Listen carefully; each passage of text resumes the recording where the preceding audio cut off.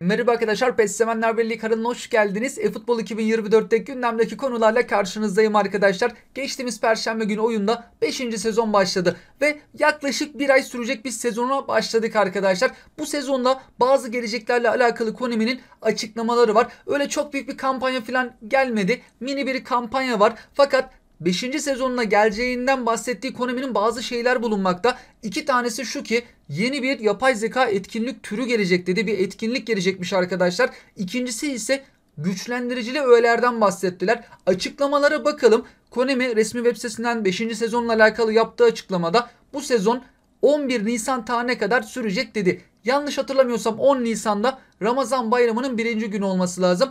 Ramazan bayramının ikinci gününde de 6. sezona geçeceğiz. 11 Nisan'a kadar şu anki sezon devam ediyor. 5. sezon oyuna hakim ol temalı bir sezon. Konami diyor ki hız ve verimliliğin başarıya giden yolda büyük önem taşıdığı yeni bir yapay zekaya karşı etkinlik türü yer alacak. Hız, verimlilik ve bununla alakalı yapay zekaya karşı oynayacağımız online maç değil ama yapay zekaya karşı oynayacağımız etkinlik gelecekmiş. Tabi hediyesi ne olacak, bu nasıl bir etkinlik, bunlarla alakalı hiçbir açıklama yapmadılar. Normalde sezonların başlangıcında Konami video yayınlardı arkadaşlar. O sezon geleceklerle alakalı. Bu sefer 5. sezon videosu yayınlamadılar. İkincisi ise aslında belki de en önemlisi arkadaşlar. Konami diyor ki mevcut rüya takım oyuncularınızı, yani şu an elimizde bulunan tüm oyuncularımızı ve gelecekte transfer edeceğimiz, gelecekte paket açılımlarıyla falan kadromuza katacağımız oyuncuları daha fazla güçlendirmemize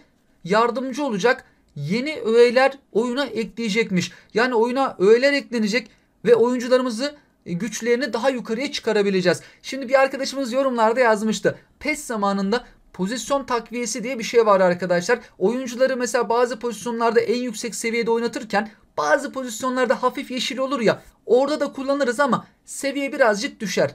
Bazı pozisyonlara çektiğimizde ise bayağı bir düşmekte. Atıyorum mesela Muhammed Salah'ın bir elimizde bir kartı var. Kart 97'lik bir kart. Sağ açıkta 97, sağ kanatta 97 olsun. Ama santrafora çektiğimizde 90'a düşüyor diyelim o kartı. Eskiden PES zamanında pozisyon takviyesi diye bir şey vardı. Oyuncuları başka pozisyonlarda da en yüksek seviyede oynatabiliyorduk. Ya öyle bir şey gelecek arkadaşlar ya da bildiğimiz güçlendirici öğe de olabilir. Şu an oyuncuların seviyesi güçlendirici öğelerle yükselmekte ya. O tarz belki öğeleri de satabilirler ya da bir şekilde oyunda bunları pazarlayabilir Konami. Ne yazık ki bununla alakalı detay yok. Ya dediğim gibi arkadaşlar PES zamanındaki o pozisyon takviyesi geri gelebilir. Başka pozisyonlarda da oyuncuları en yüksek haliyle oynatma şekli, hafif yeşil olan yerleri koyu yeşil yapabilme eskiden vardı. Konami eFootball'da kaldırdı. Bir ihtimal ya o gelecek ya da güçlendiricili öğeleri satacaklar arkadaşlar. Yakın zamanda olacaktır. 5. sezon içerisinde gelecek dedi. Ya bu perşembe ya da bir sonraki perşembe bununla alakalı Konami'den açıklama gelebilir. Konami bu sezon gelecek epiklerle alakalı da şu açıklamayı yaptı.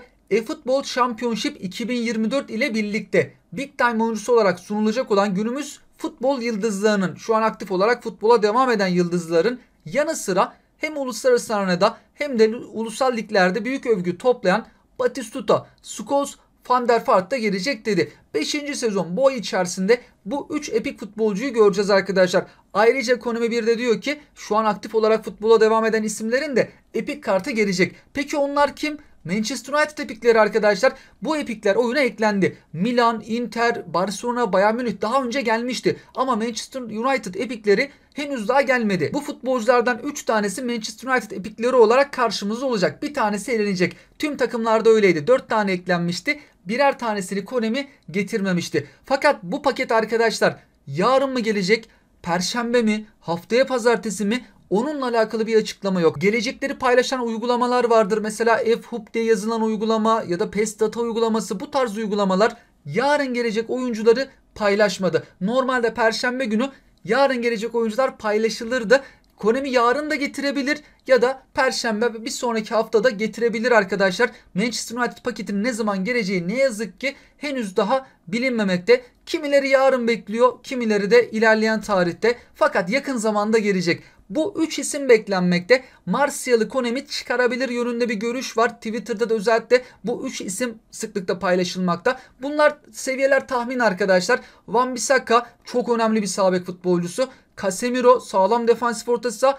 Bir de Eriksen. Hani Martial'ı belki Konami eleyebilir deniyor. Hatta sosyal medyadaki paylaşımlara baktığımızda sağ üst tarafa da paylaşım yapan kişilerin kullanıcı adlarını, sayfalarını ekledim arkadaşlar. Oralardan da detaylı bilgiler isterseniz bakabilirsiniz. Manchester United epiklerinin yanında bir de Manchester United'lı futbolcular olacak. Onları da Konami yüksek seviyeye çıkarıyor.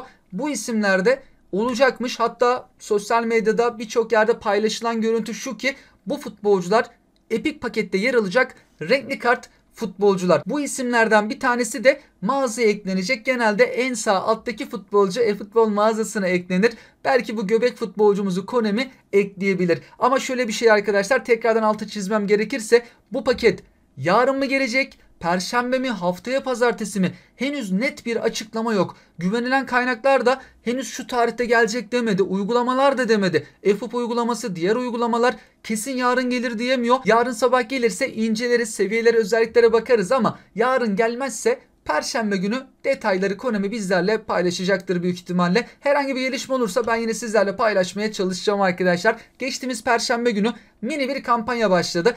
Tüm kazanacaklarımız bunlar. 2 haftalık süreç içerisinde hedeflere yeni görevler eklendi. 50 futbol parası burada yer almakta. Ne yazık ki futbol parası çok az veriyorlar. Bu oyuna GP veriyorlar. Oyuna her gün girdiğimizde de GP, etkinliklerden de çok fazla GP kazanabiliyoruz. Bir de Türkiye'ye özel Konami bir hediye verdi. Lionel Messi hediyesi. Bununla alakalı bir video çekmiştik ve ben o videoda demiştim ki diğer ülkelerdeki arkadaşlarımıza verildi mi? Mesela Türk Cumhuriyetlerinde verildi mi? Verilmemiş. Sadece oyuna başlarken ülkeyi Türkiye seçenlere Lionel Messi etkinliği geldi. Etkinlikten de Messi kazanılmakta. Diyelim biz Türkiye'de yaşıyoruz ama oyuna başlarken ülkeyi Japonya seçtik, farklı bir ülke seçtik diyelim. Bu hediye verilmiyor.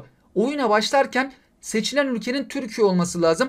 Ülke sonradan değiştirilemiyor. VPN'le de konumuzu değiştirip girsek yine bu hediyeyi vermez arkadaşlar. Oyuna başlarken kesinlikle Türkiye seçilmesi gerekiyor. Oyunda özellikle de bu sezon bizim ülkemizi Konami biraz daha ön plana çıkardı. Çok fazla paketlerimiz var. Bu hafta ilk defa Showtime paketi de geldi. Aslında biz bunun ateşini ne zaman yakmıştık? Geçen sene oyunda hatırlarsanız arkadaşlar büyük bir turnuva olmuştu. Brezilya birinci bitirmişti. Biz ikinci bitirmiştik. Belki de dünyadaki diğer insanlar için sürpriz olabilir ama PES oyunu yıllardır Türkiye'de çok fazla oynanan bir oyundur. PES, FIFA, PES'in de çok büyük bir kitlesi var. O oyunda Arjantin ikinciydi mesela, sonra toplam genel puanlamada biz ikinciliğe kadar yükselmiştik. Belki bizden daha fazla nüfusa sahip, bizden daha fazla bu oyunu oynayan ülkeler olmasına rağmen çok güzel bir şekilde örgütlenip o turnuvada tüm oyunu oynayan herkesin emeğiyle ikinci bitirdik. O turnuvadaki ikincilikten sonra Konami'nin bize bakışı da biraz değişti. Fakat spiker anlamında hala Türkçe spikerle alakalı bir gelişme bulunmuyor. Artık sırada o var. Oyuna bir de Türkçe spiker keşke eklense. Umarız Konami onunla alakalı da bir çalışma gerçekleştirir. Özellikle de futbol 2024'te bizim ligimize daha fazla ağırlık verildi. Perşembe günü yeni adaylı sözleşme paketleri eklendi. Bu paketlerdeki futbolcuların seviyelerine bakacak olursak 2 tane maç bileti futbolcusu da burada. Diğerleri adaylı sözleşme futbolcuları. Rodri burada 99'a kadar çıkmakta. Savunması çok iyi ama yavaş bir defansif orta sahadır. Süper Lig adaylı sözleşme paketimize baktığımızda 2 tane 5 yıldızlı futbolcu bulunup 4 yıldızlı 3 yıldızlı futbolcular bulunmakta. Seviyelerde bu şekilde. Player of the Week futbolcularına değinecek olursak oradaki seviyelerde böyle. Bizim ligimize özel Showtime paketi geldi. Seviyeler bunlar arkadaşlar ama Ferdi Kadıoğlu 103 seviyeye kadar çıkmakta. Fakat burada şöyle bir şey var. Bu futbolcular bu seviyelere öyle hemen çıkmıyor. Kadromuzda en az 20 tane Süper Lig futbolcusu olursa bu seviyeye ulaşabiliyorlar. Ama biz az kadromuzda o kadar fazla Süper Lig futbolcusunu bulundurmuyoruz. Minimum 14 olursa, 14 ya da üzeri olduğunda ama diyelim ki 20 değil, o zaman yine bayağı bir yükseliyorlar. Mesela Fernandes 101 oluyor, Icardi 101, Ferdi Kadıoğlu 101, Uğurcan Çakır 100 olmakta. 14'ten az Süper Lig futbolcumuz var diyelim. 13 ya da bir tane belki. O zaman da 99 seviyeye kadar çıkıyor. Uğurcan Çakır sadece 98 olmakta. Yani burada önemli olan kadromuzda Süper Lig futbolcularını çok fazla bulundurmak. onların kalabalıklığından aldıkları güçlerle seviyeler çok uçuyor. Ferdi Kadıoğlu 103 seviyeye kadar çıkmaktaymış. Birçok arkadaşımız yorumlarda da yazmış da şu şekilde çıkıyor arkadaşlar. Hızından alıp top sürme ve alçaktan pasına verdik. Aşağı taraftaki gibi dağıtım yapıldığında ve kadromuzda 20 tane Süper Lig futbolcusu varsa Ferdi Kadıoğlu bu şekilde 103 seviyeye kadar çıkıyor. Oyunda yer alan etkinliklere baktığımızda perşembe bitecek bu etkinlikten çok fazla GP verilmekte ve aynı bu etkinlikten bir tane daha önümüzdeki perşembe günü gelecek. 110.000 GP kazanabiliyoruz. Player of the Week ücretsiz açma hakkı bu tur etkinliğinden verilmekte. Oyuna özellikle yeni başlayan arkadaşlarımız genelde sormakta. Her perşembe bir tane Player of the Week ücretsiz açma hakkı veren etkinlik gelir ve bu hafta ücretsiz açma hakkı bizim ligimize özel bu etkinlikten verilmekte. Bu etkinliklerin de perşembeye kadar süresi bulunmakta. Futbol parası veren etkinlik sağ taraftaki bizim ligimize özel olan etkinlik. Ligime eklenen futbolcular da bu isimler. Bugün biteceklere baktığımızda tur etkinliği, GP beceri antrenörü kazandığımız, ortaklaşa maç etkinliği, 50 futbol parası kazandığımız bir etkinliğin bugün son günü. Yarın yine 50 futbol parası kazanacağımız etkinlik gelecek. Pazartesi günü gelen Rümenigeli bu paketin de bugün son günü. Perşembe biteceklere baktığımızda uzun süre önce gelen bazı paketler vardı. Bu perşembe süreleri doluyor arkadaşlar. İngiltere Ligi, İspanya Ligi, İtalya Ligi. Bu paketlerin süreleri doldurulacak. Paketler bölümünde de o sözleşme kısmında da çok fazla paket oluyor bazen.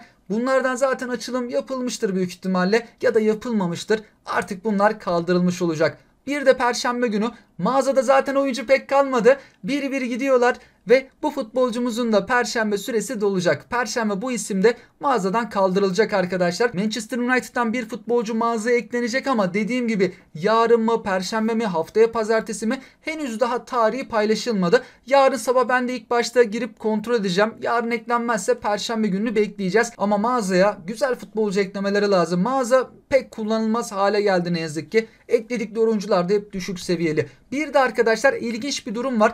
Perşembe günü bir tane daha eFootball Championship etkinliği gelecek. Daha önce 2 kere gelmişti. Fakat bu etkinlik pazartesi günleri geliyordu. Bu sefer perşembe açıklandı. 14 Mart tarihinde gelecek. 20 Mart tarihine kadar duracak. Bu etkinlik aslında yarın gelmesi gerekiyordu. Fakat Konami resmi web sitesinde 14 Mart dedi.